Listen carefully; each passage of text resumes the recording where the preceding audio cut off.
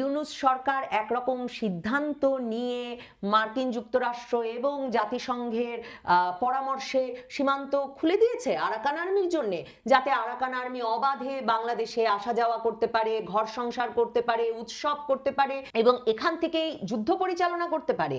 সম্প্রতি বান্দরবানের বৈশাখী উৎসব অর্থাৎ নববর্ষ উৎসবে আরাকান আর্মি সীমান্তের প্রায় 10 কিলোমিটার ভেতরে ঢুকে বান্দরবানের থানচির রেমাক্রিমুখ এলাকায় একটা বৈশাখী উৎসবে বা জলকেলি উৎসবে যোগ দিয়েছিল। এমন ভিডিও সামাজিক যোগাযোগ মাধ্যমে ছড়িয়ে পড়ার পর সাংবাদিকদের প্রশ্নের জবাবে এখন আমাদের স্বরাষ্ট্র উপদেষ্টা বলছেন যে এ নিয়ে দুশ্চিন্তার কোনো কারণ নেই। আরাকান আর্মি অনেকদিন ধরে ফাইট করছে, তারা এপারে ঢুকে বিয়ে থা করে ঘর সংসার করছে, কিন্তু সীমান্ত সুরক্ষিত আছে। এখন আমাদের স্বরাষ্ট্র উপদেষ্টা গত কয়েক মাসে যে পারফরমেন্স দেখিয়েছেন, সারা বাংলাদেশ জুড়ে মববাজি নিয়ন্ত্রণে, আইন শৃঙ্খলা রক্ষায় তার যে সামগ্রিক ব্যর্থতা এবং যে নির্বিকার ভাব, তাতে এই ঘটনাতেও যে তিনি বলবেন সীমান্ত সুরক্ষিত আছে সেটা বোধহয় খুব স্বাভাবিক। তবে তাতে আপনি আমি আশ্বস্ত হব কিনা সেটা বোধহয় আমাদের ব্যাপার। দেখুন, আরাকান আর্মি গত ডিসেম্বরে মিয়ানমারের জান্তা সরকারের কাছ থেকে রাখাইন রাজ্যের 90% বেশি নিয়ন্ত্রণ নিয়ে নেয়। বাংলাদেশ মায়ানমার সীমান্তের যে 270 কিলোমিটার তার পুরোটাই সেই ডিসেম্বরের শুরু থেকে আরাকান আর্মির দখলে। আপনাদের মনে আছে যে মার্চে জাতিসংঘ মহাসচিব বাংলাদেশে এসে বলে গেলেন বাংলাদেশ সরকারকে যে বাংলাদেশ সরকারের উচিত আরাকান আর্মির সঙ্গে আলাপ আলোচনা শুরু করা। তো তখন নবনীতা চৌধুরীর বয়ানে আমি প্রশ্ন তুলেছিলাম যে তার মানে কি জাতিসংঘ সহ পশ্চিমা পক্ষগুলো আরাকান আর্মিকে একটি বৈধ সংগঠন, বৈধ পক্ষ হিসেবে স্বীকৃতি দিতে চাইছে, যার সঙ্গে একটি রাষ্ট্র সরকার পর্যায় থেকে আলোচনা করা সম্ভব? তাহলে কি সেই পরামর্শের ভিত্তিতেই বাংলাদেশের বর্তমান অন্তর্বর্তীকালীন সরকার সীমান্ত খুলে দিয়ে আরাকান আর্মিকে ভেতরে ঢুকে উৎসব করার অনুমোদন দিয়ে দিলেন এবং ঘর সংসার করার বা বিয়ে থা করার অবাধ সুযোগ দিয়ে দিলেন? শুধু যে তারা ঢুকে উৎসব করেছেন তাই কিন্তু নয়, আরাকান আর্মি এবং তার যে রাজনৈতিক শাখা United league of Arakan ULA, এই দুটো সংগঠন আসলে রেমাক্রিমুখ এলাকার এই উৎসবটির অর্থায়ন এবং আয়োজন করেছে এবং সেখানে আরাকান আর্মির ইউনিফর্মধারী এবং অস্ত্রধারী সদস্যরা প্রকাশ্যে অংশ নিয়েছেন, মঞ্চে অবস্থান করেছেন। অনুষ্ঠানের আশপাশে রাখাইনের ইউএলএ এবং আরাকান আর্মির পতাকা দুটোই ছিল, কারণ তারাই অর্থায়ন করেছেন, তারাই আয়োজন করেছেন, কাজেই তাদের পতাকা থাকবে সেটা তো খুবই স্বাভাবিক। সেই অনুষ্ঠানে অংশ নিয়েছেন বাংলাদেশের মারমা জনগোষ্ঠীর সদস্যরা এবং অন্য স্থানীয় পাহাড়ি সম্প্রদায়ের সদস্যরাও। সেখানে উপস্থিত ছিলেন বেশ কয়েকজন স্থানীয় জনপ্রতিনিধি। ঘটনাস্থলে বর্ডার গার্ড বাংলাদেশ বা বিজিবির সদস্যদেরও ভিডিওতে দেখা গেছে। বিজিবি বলছে তারা শান্তি রক্ষায় সেখানে উপস্থিত ছিল, আর আরাকান আর্মির পোশাক পরা লোকদের দেখলেই ভাববার কোনো কারণ নেই আরাকান আর্মি সেই উৎসবে অংশ নিয়েছে। কিন্তু না ভাববার কোনো যুক্তিসঙ্গত কারণ নেই, কারণ আরাকান আর্মি ইউএল এর পতাকা ঝুলছিল অনুষ্ঠান স্থলে এবং আরাকান আর্মির সদস্যরা নিজেরা সোশ্যাল মিডিয়ায় এই খবর পোস্ট করেছেন। অনুষ্ঠানে উপস্থিত বক্তারা বলেছেন যে অনেক দিন ধরে আমরা এরকম একটা সম্মিলিত মিলন মেলা আয়োজনের চেষ্টা করছিলাম, নানাবিধ প্রতিবন্ধকতায় সম্ভব হয়নি। অবশেষে আরাকান আর্মির সহায়তায় আমরা স্বাধীনভাবে এই উৎসব আয়োজন করতে সক্ষম হয়েছি। সবই ভিডিও বিশ্লেষণ করলেই আপনারাও দেখতে পাবেন। এই ঘটনা সম্পর্কে যখন সংবাদ মাধ্যম বান্দরবানের পুলিশকে প্রশ্ন করেছিল, বান্দরবানের পুলিশ সুপার বলেছেন ওই এলাকা এত দুর্গম যে ওই এলাকায় কি ঘটেছে সে খবর নিতে কয়েকদিন লেগে যাবে, তবে তারা গোয়েন্দা তথ্য সংগ্রহের চেষ্টা করছেন। বুঝতেই পারছেন সীমান্ত কি দারুণ সুরক্ষিত আছে। তো স্বরাষ্ট্র উপদেষ্টা বরং বললে ভালো করতেন যে জাতিসংঘ মহাসচিবের পরামর্শেই আরাকান আর্মির জন্য সীমান্ত তারা খুলে দিয়েছেন কিনা। পরামর্শ শুধু জাতিসংঘ মহাসচিবের কাছ থেকে এসেছে তা তো নয়। আমরা জানি মার্কিন সেনা কর্মকর্তা, মার্কিন প্রশান্ত মহাসাগরীয় অঞ্চলের ডেপুটি কমান্ডিং জেনারেল জো ভাওয়েল, তিনি ঘুরে গেছেন বাংলাদেশে।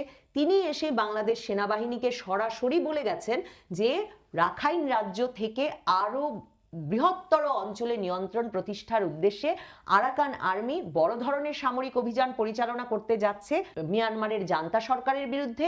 আরাকান আর্মির সমর্থনে আছে মার্কিন যুক্তরাষ্ট্র এবং বাংলাদেশ সেনাবাহিনী কিভাবে সরবরাহ চ্যানেল চালু রাখতে পারে আরাকান আর্মির জন্য সেটা জানতেই তার এই সফর। সেই সফরের পর থেকেই বাংলাদেশের সেনাবাহিনী টেকনাফের সিলখালি এলাকায় একটা জায়গা নির্ধারণ করেছে, যেখান থেকে তারা আরাকান আর্মি যখন অভিযান পরিচালনা করবে মিয়ানমারের জান্তা সরকারের বিরুদ্ধে বড় ধরনের অভিযান, তখন সেখান থেকে তারা সামরিক এবং অন্যান্য পণ্য সরবরাহ চালু রাখবে আরাকান আর্মির জন্য।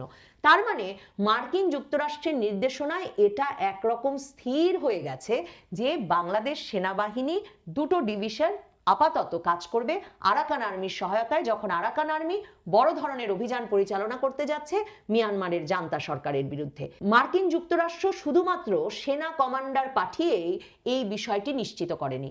খুব সম্প্রতি বাংলাদেশে ঘুরে গেছেন মার্কিন যুক্তরাষ্ট্রের দুই উপ সহকারী পররাষ্ট্রমন্ত্রী, তাদের সঙ্গে এসেছিলেন মিয়ানমারে নিযুক্ত মার্কিন রাষ্ট্রদূত। তারা তিনজনে এসে বাংলাদেশে বসে রীতিমতো প্রস্তুতি দেখে গেছেন বাংলাদেশের সেনাবাহিনীর, এবং বলা হয় একটা সেফ হাউসে বসে এখানে তারা বৈঠক করেছেন আরাকান আর্মি। কিছুদিন আগে বাংলাদেশেই যে সংগঠনের প্রধান ধরা পড়েছেন বহু বছর পরে, সেই ARSA, Arakan Rohingya salvation army এবং চীন ন্যাশনাল ফ্রন্ট, যে তিন বাহিনী একত্র হয়ে মিয়ানমারের জান্তা সরকারের বিরুদ্ধে যুদ্ধ পরিচালনা করবে বলে এখন মার্কিন যুক্তরাষ্ট্র ছক সাজিয়েছে, সেই তিন পক্ষের সঙ্গে একটা সেফ হাউসে সেই দুই মার্কিন উপসহকারী পররাষ্ট্রমন্ত্রী এবং মিয়ানমারে নিযুক্ত যুক্তরাষ্ট্রের রাষ্ট্রদূত তারা কথা বলে গেছেন এবং তারা দেখে গেছেন বাংলাদেশের সেনাবাহিনীর প্রস্তুতি। এই মুহূর্তে বাংলাদেশের সামরিক গোয়েন্দা সংস্থা ডিজিএফআই এর প্রধান গেছেন যুক্তরাষ্ট্রে। তিনি গেছেন সিআইএ কে ব্রিফ করতে। বাংলাদেশ সেনাবাহিনী কতটা প্রস্তুত, কিভাবে প্রস্তুতি নিচ্ছে আরাকান আর্মিকে সহায়তা করতে, সেই বিষয়টি জানিয়ে আসতে যাওয়াই তার এই সফরের উদ্দেশ্য। এই অবস্থায় তার মানে কি ইউনূস সরকার একরকম সিদ্ধান্ত নিয়ে মার্কিন যুক্তরাষ্ট্র এবং জাতিসংঘের পরামর্শে সীমান্ত খুলে দিয়েছে আরাকান আর্মির জন্য, যাতে আরাকান আর্মি অবাধে বাংলাদেশে আসা যাওয়া করতে পারে, ঘর সংসার করতে পারে, উৎসব করতে পারে এবং এখান থেকেই যুদ্ধ পরিচালনা করতে পারে? এই উত্তরগুলো জানার কোনো সুযোগ হচ্ছে না সরকারের কাছ থেকে। কিন্তু আন্তর্জাতিক নিরাপত্তা সাময়িকীগুলো খবর দিচ্ছে যে অন্তর্বর্তীকালীন সরকারের প্রধান উপদেষ্টা ডক্টর ইউনূসের রোহিঙ্গা বিষয়ক হাই রিপ্রেজেন্টেটিভ উচ্চ প্রতিনিধি খলিলুর রহমান, তিনিও বৈঠক করছেন বাংলাদেশ সেনাবাহিনীর বিভিন্ন ডিভিশনের কর্মকর্তাদের সঙ্গে।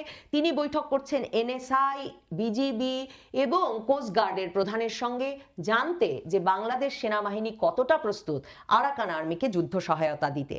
তবে আপাতত জানা যাচ্ছে যে যেহেতু মে থেকে আগস্ট মাস পর্যন্ত বৃষ্টি মুখর আবহাওয়া বাংলাদেশে এবং মিয়ানমারে, এবং ওই কর্দমাক্ত আবহাওয়া পরিবেশে কোনোভাবেই আসলে বড় ধরনের যুদ্ধাভিযান পরিচালনা করা বুদ্ধিমানের কাজ হবে না। হয়তো এই যুদ্ধ সেপ্টেম্বর পর্যন্ত পেছাতে পারে এবং সম্ভবত এই বিষয়ে অনুমোদন নিতেই এখন ডিজিএফআই প্রধান যুক্তরাষ্ট্র সফরে গেছেন। সেখানে সিআইএ এর সঙ্গে আলোচনা করেই এই সিদ্ধান্ত হবে যে মার্কিন যুক্তরাষ্ট্র যে অভিযান পরিচালনার জন্য অধীর হয়ে উঠেছে, যে অভিযান তারা এখনই পরিচালনা করতে চায়, সেটা আসলে কয়েক মাস ঠেকিয়ে সেপ্টেম্বর পর্যন্ত বিলম্বিত করা যায় কিনা। তাহলে কি সেপ্টেম্বর পর্যন্ত যুদ্ধ পিছিয়ে গেলে আরাকান আর্মি সেই সময়টা আমাদের সীমান্তের ভেতরে ঘর সংসার করে আনন্দ উৎসব করে পার করে দেবে? আমরা ততদিন পর্যন্ত সীমান্ত অরক্ষিতই রাখবো, আর যুদ্ধ শুরু হয়ে গেলে তো সরবরাহ চ্যানেল খুলে যাবে, আরসা যোদ্ধারা এখানে প্রশিক্ষণ নিয়ে ওই পারে গিয়ে যুদ্ধ করবেন, সে পথ তো খোলাই হয়েছে। আমরা তো সে প্রতিশ্রুতি এরই মধ্যে মার্কিন যুক্তরাষ্ট্রকে দিয়েই বসে আছি। তাহলে স্বরাষ্ট্র উপদেষ্টার কথায় সীমান্ত সুরক্ষিত আছে, সে কথা বিশ্বাস করি কি করে? পার্বত্য চট্টগ্রামে রাজনৈতিকভাবে অত্যন্ত সক্রিয় জামায়াতে ইসলামী এই বৈশাখী উৎসবে আরাকান আর্মির ঢোকা এবং সেই উৎসবে ঢুকে আবার সোশ্যাল মিডিয়ায় ওই ছবি ছড়িয়ে দেওয়া সম্পর্কে তীব্র নিন্দা জানিয়ে বিবৃতি দিয়েছে।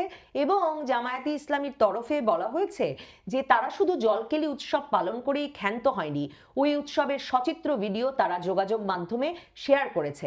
আরাকান আর্মির রাজনৈতিক শাখা ইউএলএ এবং স্থানীয় জনগণ ওই উৎসবে অংশগ্রহণ করেন।